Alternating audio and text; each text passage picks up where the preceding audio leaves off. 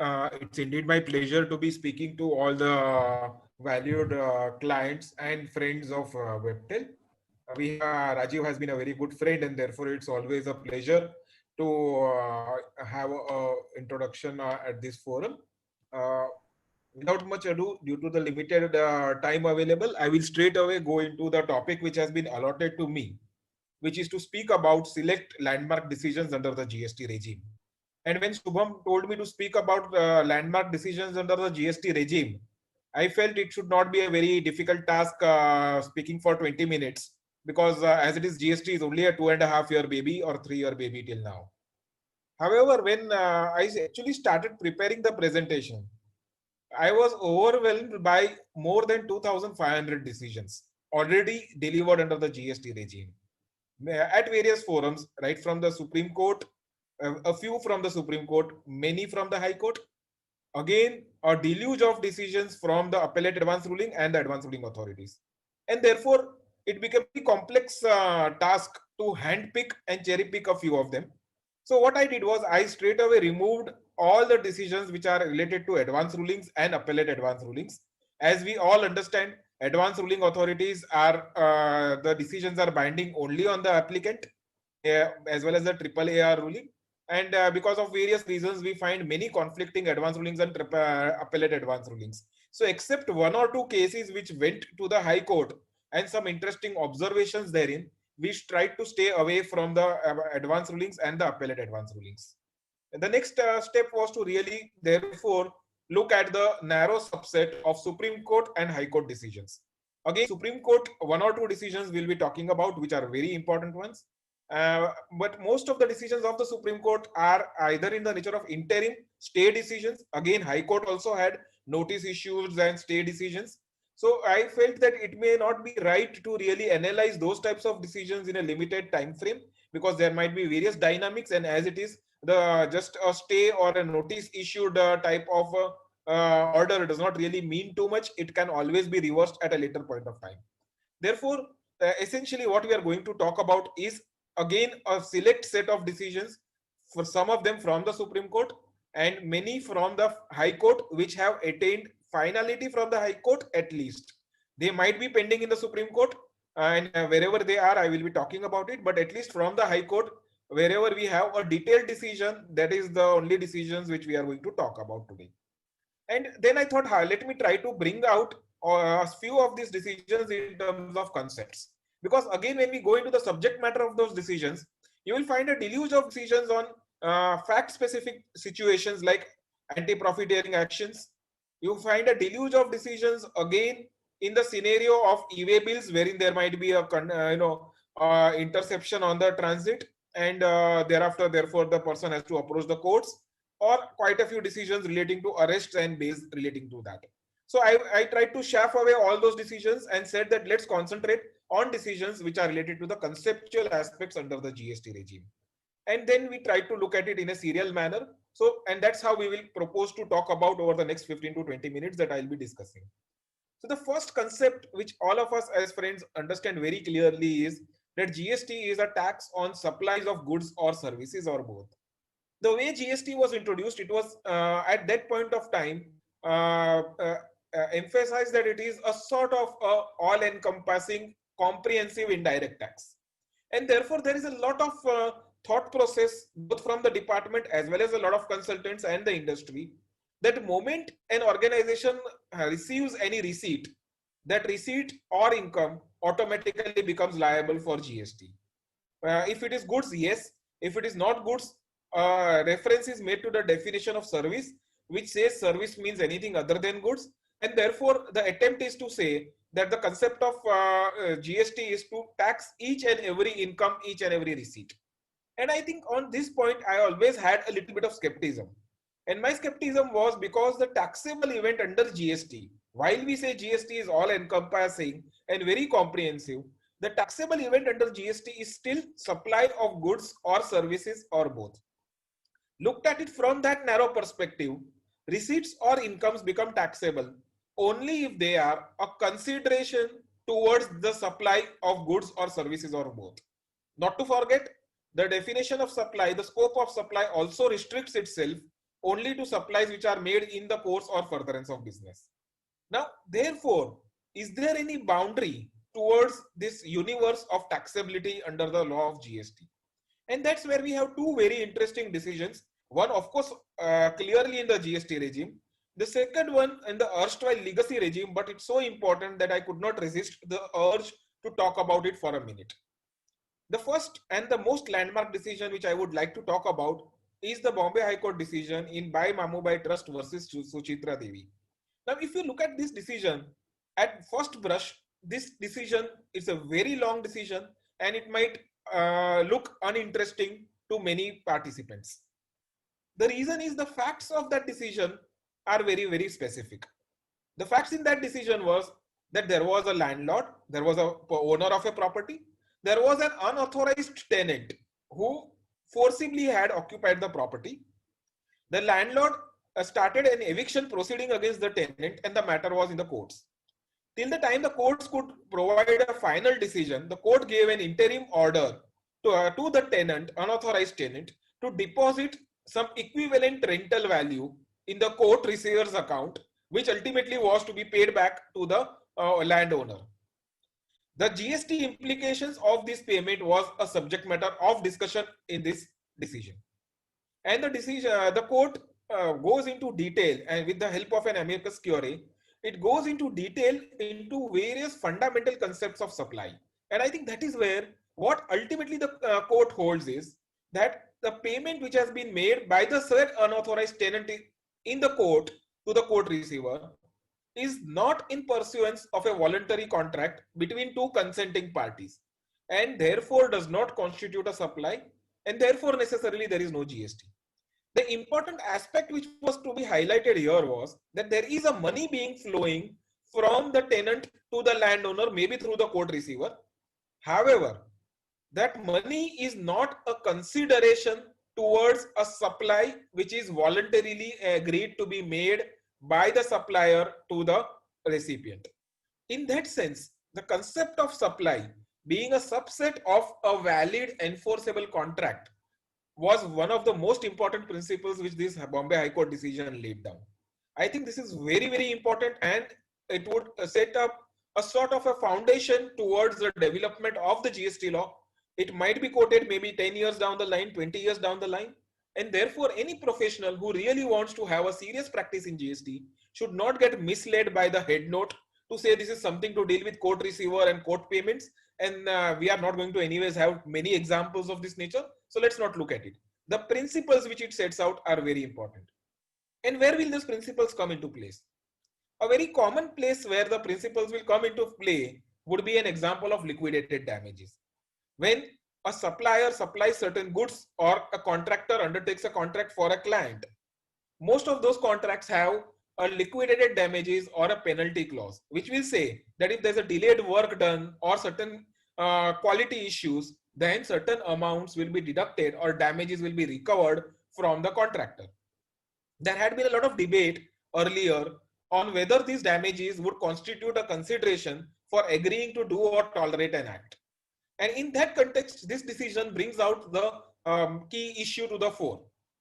That being that there was really no voluntary contract between two consenting parties to supply or tolerate a deficiency in a service. And therefore, there cannot be any question of a supply and no question of GST. Similarly, when you look at liquidated damages, you look at notice period recoveries and many incidental payments which might be triggered. They may not attract the levy of GST because they may not constitute supply under the general interpretations of the phrase contract. Similarly, the existence of two parties is again a very important aspect of a contract and therefore of a supply, and in the earlier regime of a sale or a service. And this principle was something which was always debated in the case of mutual associations like clubs, societies, and residential welfare associations. And matters were there in the courts, in the service tax and the VAT regime. All of them went to the Supreme Court, the constitutional bench in Calcutta Club, in a very elaborate decision, took a view that there is actually no difference between an association and its members. And therefore, clubs or associations are not liable to pay either sales tax or service tax. Friends, while this decision talks about service tax and sales tax, in my view, the principle which it lays down that a service would require a duality of persons becomes a very important cornerstone or a benchmark which might be used in GST.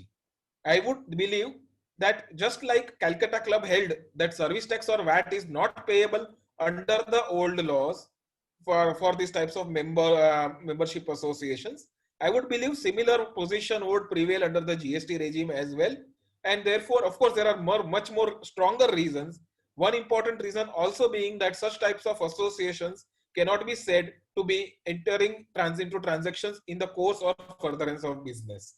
Not taking too much time into that, I think these are two important decisions on the fundamental aspect of the taxable event under GST, which is supply. Having said that there is a supply, all of us are aware that if there are a multiplicity of supplies, one has to go into the principles of composite supplies versus mixed supplies. The code under the GST law is very clear as far as a composite supply is concerned. You look at the principal supply and apply the tax of that principal supply. And if it's a mixed supply, then the highest rate of tax will become applicable. Now, there are two interesting decisions which might be considered here. And the first decision somewhere brings out the whole scope of composite supply versus mixed supply and the extent to which divisible supply can be clubbed together. Because somewhere the word composite supply talks about bundling of supplies, and therefore somewhere the assessing officers at times want to artificially bundle or try to assume or presume a bundling. Now this is where this again came through the advanced ruling route, and Abbott Healthcare had a very peculiar types of facts. It was manufacturing a machine, and along with the machine, it was also selling certain reagents, which were reagents and consumables which were to be used within that machine. So what it did was there were separate transactions entered into. The first one for leasing of the machinery, and second one for actual day-to-day continuous supply of the reagents and the consumables. Now, in an advanced ruling also application, because both the products had different tax rates, an advanced ruling application was filed to examine or obtain the tax rate applicable for each of these products. The advanced ruling authority went into a bit of an adventure and said that, look, you are saying that I am leasing a machinery. You are also saying that there are consumables being supplied. And therefore, you are saying this one attracts X%, another attracts Y%. Please tell me what rates should be applicable. The advanced ruling authority said, no, I don't think these are two separate supplies. This is a common bundle of a supply, and the principal supply will be that which is in the nature of reagents, and accordingly the tax will be applicable. That was the position at the advanced ruling level. The SSC went into appellate advanced ruling, which also upheld that same order, and then Abbott went into the High Court. Now, against a AAAR order, the GST law does not provide for any mechanism for a further appeal. However, the writ jurisdiction, the wisdom of the judicial wisdom always comes into place, and that's where they knocked the doors of the Kerala High Court. The Kerala High Court did observe this aspect.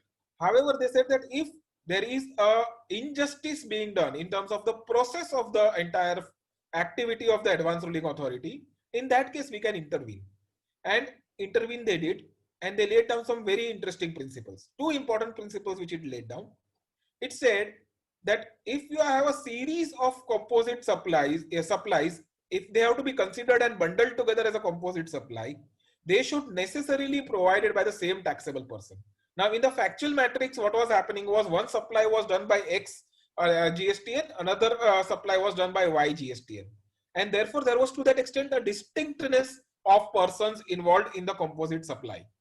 And therefore, this was something which the court observed, that it has to be necessarily supplied by a single supplier.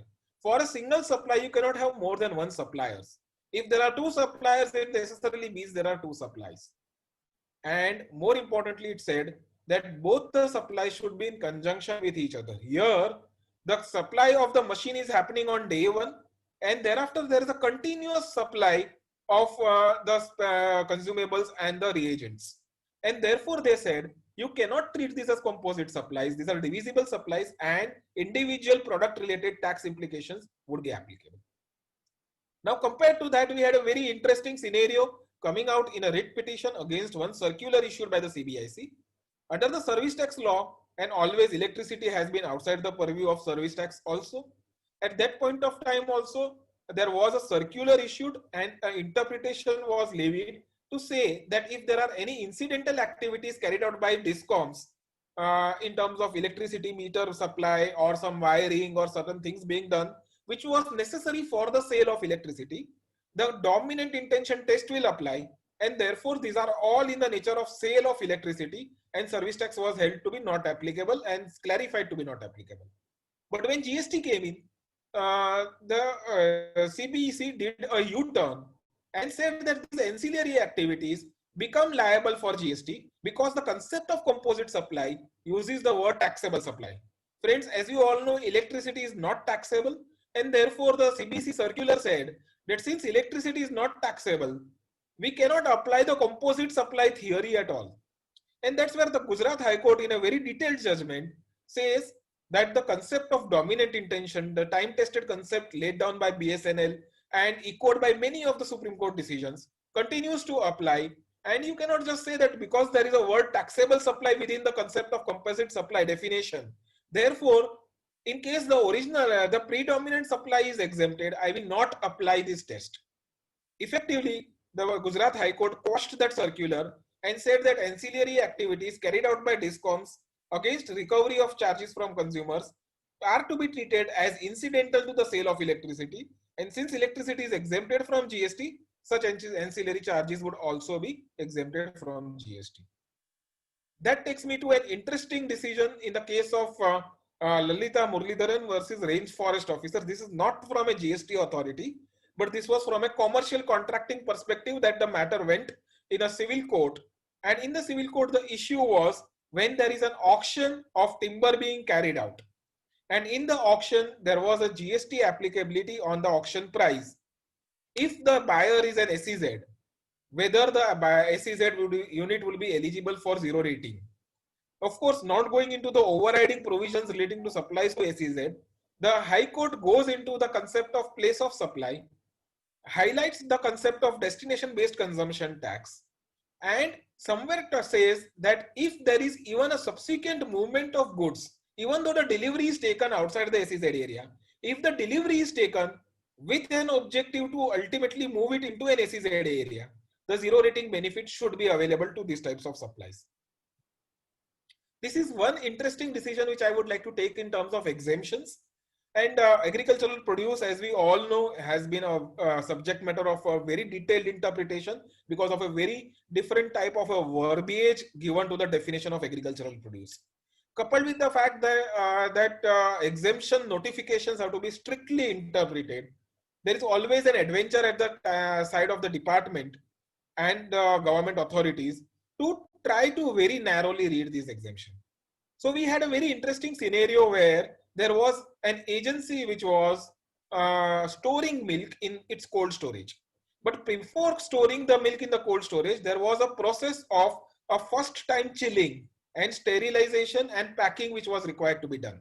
Now, when this is being done, it was being clarified that this would amount to a process which is not undertaken at the farm, and therefore milk would no longer remain an agricultural produce, and therefore this chilling and storage of milk would not be eligible for the exemption entry provided under notification 12. And this matter went in a writ jurisdiction before the Gujarat High Court, and Gujarat High Court said that chilling of milk again is incidental to the actual storage of milk, and since it is an incidental process, you don't really have to go into whether it is done by the cultivator or by a third party. In that sense, some interesting principles come out in this exemption related judgment. So I thought I would just touch upon that judgment. A couple of judgments on input tax credit. Of course, there's a plethora of decisions, but I think two important ones. The first decision which talked about input tax credit which has already been earned being a vested right. And this is a small ray of hope which is coming after a disastrous decision from the Supreme Court, which said that under the GST regime, input tax credit is not a vested right, Mohit Minerals case, it is the policy prerogative of the government whether they wish to give input tax credit or not. Now, what this decision, basically the facts were that there was an input tax credit available of compensation cess for tobacco products, and because these products were in inverted duty structure, initially the refunds were entitled for these types of tobacco products. At one point of time, the inverted duty structure refund was disabled for these tobacco products, and the question was that if there were certain procurements done before that date, whether those procurements and ITC which was already accrued before that date would permit me to claim a refund of inverted duty structure attributable to that activity. And in Ashish Katiyar's case, the Allahabad High Court said that yes, there is a vested right, and if there is an amendment which denies this refund of compensation cess which has already accrued and attributable towards the inverted duty structure, then it amounts to modifying an accrued rights which is not permitted. So I think this is a very interesting and a positive decision, in contradistinction to the Mohit Minerals decision of the Supreme Court saying that input tax credit is a vested right. I am not talking about many High Court decisions wherein the arbitrary lapsing of credits or the reversal of credits in real estate and restaurants has been challenged. Because they are all short decisions, we will not talk about those decisions as of today. The second and a much talked about decision is the decision of the Orissa High Court in the case of safari retreats, where section 17(5) was being discussed and debated, wherein there is a restriction of claiming input tax credit of construction services which are used for your own account. And in an interesting decision, again looking at the principle of valuation, again bringing the concept of destination based consumption tax and avoiding of cascading effect, the Orissa High Court got swayed, and it has taken a view that if there is a landlord who gets a mall constructed, then the construction services procured for constructing the mall is not for his own account, because the mall is ultimately meant to be let out and rented, on which GST would be payable on the commercial renting. And therefore, the Orissa High Court read down the section 17(5) to say that for own account would mean only situations where a person constructs and uses it for its own self-use and not for further renting. The matter is before the Supreme Court, and therefore one should not read too much into this decision. One might have to wait for a final verdict from the Supreme Court, and that would really set the tone to this entire context. Lots of decisions on interest. Of course, the biggest disaster started when Mega Engineering, Telangana High Court said that interest is payable on the gross amount and not on the net amount. The scars of that are still not over. Very recently, after 3 or 4 assurances from the GST Council, ultimately we got a prospective notification of the proviso to section 50, and there is a press release saying that for the past we will not demand interest, but we all know that at ground level lots of things are happening. While all these things are happening, we also see overzealous assessing officers trying to recover interest under the GST law, saying that since interest is automatic, we can straight away attach bank accounts and recover the interest.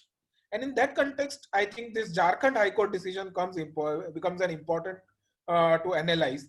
It says that while interest is tagged to the tax amount itself, recovery of interest cannot be automatic. It has to be consequent to a show cause notice and an adjudication process. You cannot straight away move to a recovery proceeding without undertaking the show cause notice and the adjudication process.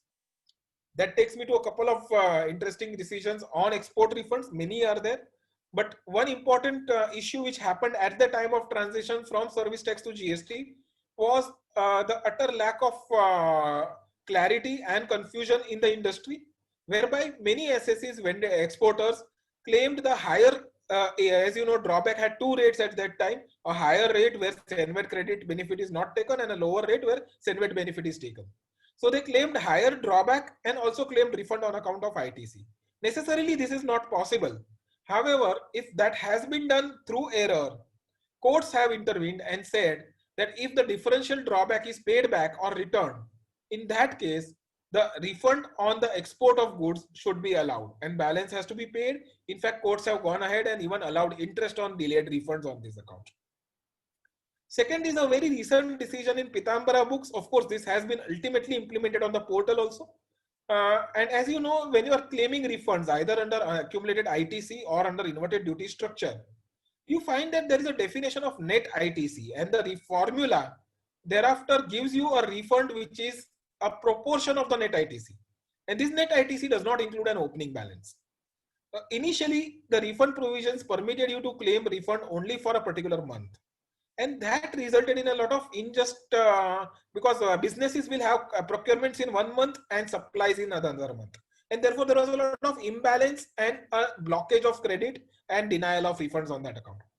Ultimately, the CBSE relaxed the conditions and said that you can file a clubbed refund application across multiple tax periods, but within a same financial year, not across multiple financial years.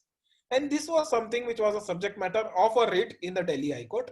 In Pitambara books, it was held that the CBSE cannot lay down such artificial restrictions by not allowing clubbing of refund applications across multiple tax periods.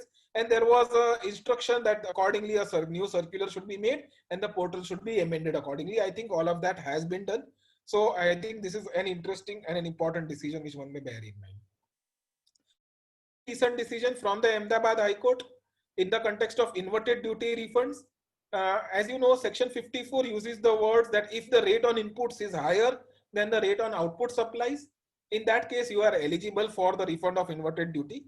When you go to Rule 89, somewhere the formula uses the word inputs. It does not permit the input services, the tax paid on input services, to be entering the formula of the net ITC. Now, necessarily, when you're looking at GST, the whole objective is to subsume the taxation of goods and services. And therefore, when the matter went to the Ahmedabad High Court, the Ahmedabad High Court held that the word inputs used in section 54 would also cover input services, and the omission of input services in the formula for eligibility of refunds is incorrect. I am aware that a similar elongated argument has just been concluded in the Chennai High Court, and maybe we would be awaiting a decision on that regard shortly on similar lines perhaps. So I think this is again one ray of hope for SSEs who are governed by the inverted duty structures. That takes me to duty-free shops. This is something wherein there has already been an amendment to Schedule 3, whereby supplies which are made from warehouses, bonded warehouses are treated to be neither supplies of goods nor services. In fact, we are also told that there will be no requirement for reversal of input tax credit. But we always say, "Ye dil mange more." And therefore, in this case, Sandeep Patil, who was located in a duty-free shop, who was in the business of a duty-free shop, filed an application in the Bombay High Court asking for a refund, saying that these supplies from duty-free shops should be treated as eligible exports. And that was where the Bombay High Court said, yes, if you are anyways zero rating so many things, and you ultimately, if you want to give a duty-free benefit, you cannot just say that I will give you a duty-free on the output side, but not give a zero rating on the input side. Anyways, you are giving, you are not requiring him to reverse the credit. If you are just allowing him to accumulate, that does not serve any purpose. And therefore, the Customs Act was also referred to in extreme detail. And accordingly, it was held that the duty-free shops, supplies from duty-free shops to departing passengers, who will be treated as exports and eligible for refunds. There have been a couple of other decisions, Atin Krishna, Flamingo, all of them holding us out of a similar view. Again, a much talked about decision, Mohit Minerals, again, a scenario where there was some presumption being created in terms of reverse charge mechanism. We are all aware that when I import goods on a CIF basis through a notification, we were told that I would be required to pay IGST on the presumed freight component of the import of goods. And this was something which the Ahmedabad High Court, Gujarat High Court struck down, saying that, look, this is a transaction between an overseas shipping line and the overseas shipper. The payments are made there. The Indian importer is not a privy to the transaction. Therefore, you cannot presume him to be a recipient, and reverse charge mechanism cannot be applied in those types of situations. A couple of procedural decisions, and I will wrap up my discussion. One relates to the provisions of sections 129 and 130, both of them fairly draconian sections. Lots of decisions talking a little bit about it, but if you want to really understand the fundamental principles, I think I will recommend you to read this decision of the Gujarat High Court in the case of Synergy Fertigem. What this decision tries to bring about is beautifully explain the provisions of section 129 dealing with detention and seizure and the provisions of section 130 dealing with confiscation of goods. And there was always an impression that are they mutually exclusive to each other? Does one follow the other and things like that? And that's where the court says that look, both of them operate in totally different spheres. The provisions of detention and seizure apply when there is a movement of goods and while the goods are in transit, there are certain e-way bill violations or certain documentation which is in contravention of the provisions of the law. In that case, there can be an interception of the vehicle, there can be a detention of vehicle and goods, and there could be a seizure. And normal assessment would happen in that scenario. However, when you go to section 130D, 130 talks about confiscation of goods in case of certain offenses. And there we are told that when you're looking at confiscation and you're looking at those offenses, they are more serious crimes and therefore there is a clear intent to evade a tax which has to be established. In that sense, both of them operate in separate spheres and in some cases they might intersect also. So you can have a scenario that there is a violation of an e-way bill provision with an intent to evade a tax. If that be the case, there will be an intersecting joint between the two of them. Very nicely explained by this decision, the concepts of section 129 and 130. I think it's an interesting read to make. Let me go to the next procedural aspect about advance rulings. And this is one of the reasons I always am a bit skeptical of advance rulings. Very rhyming word to that is adverse rulings. And I think that's what it has made. It has advanced the confusion in the industry. It has advanced uncertainty. It's, the whole objective of advance ruling has not been served. And with due respect, I can always say that.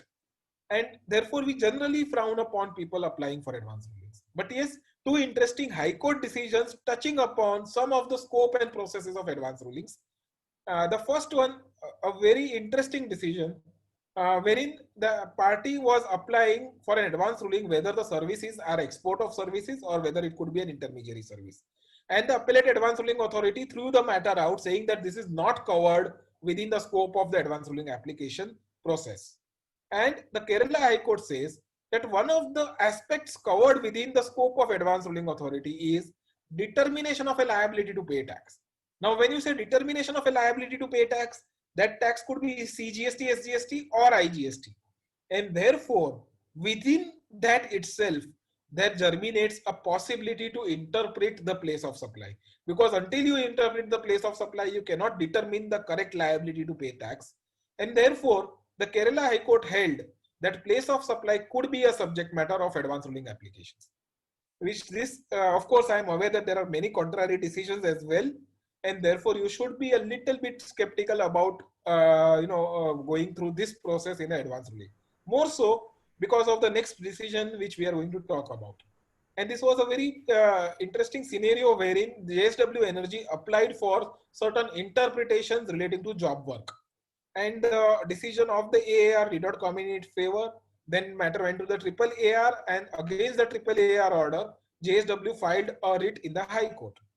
The High Court said that, look, the GST law does not have any process of appeal beyond a triple AR, and therefore the High Court cannot interfere on merits of triple AR. However, it allowed the appeal only to the restricted extent to say that we feel that there are some inherent contradictions in the triple AR ruling and the principles of natural justice have not been followed. Therefore, the matter was remanded back to triple AR to take a final decision in this regard. So therefore, we have to be very careful while applying for an advance ruling. You might get at a situation where you are stuck and thereafter there is no recourse available to you. I think that was all that I had to speak about as of now. I would now